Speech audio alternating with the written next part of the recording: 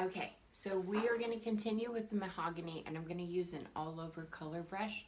And so what I'm going to do is I'm going to color the lower lid, and then I have hooded eyes, so I like to bring it up.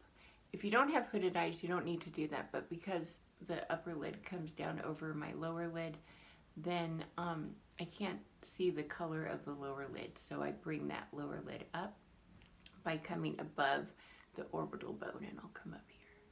So making my cat eye higher, right? And just kind of pushing it in and creating the shape that you would like to shape. And then mine again, it's over the orbital bone. But if you don't have hooded eyes, you can still bring it up, or you can go just on that first layer, because it'll be like this, but mine come down. So I gotta bring my eyelid up. There we go. Okay, nice. So the next thing that I'm gonna do is I'm going to add some of the onyx in. Oh.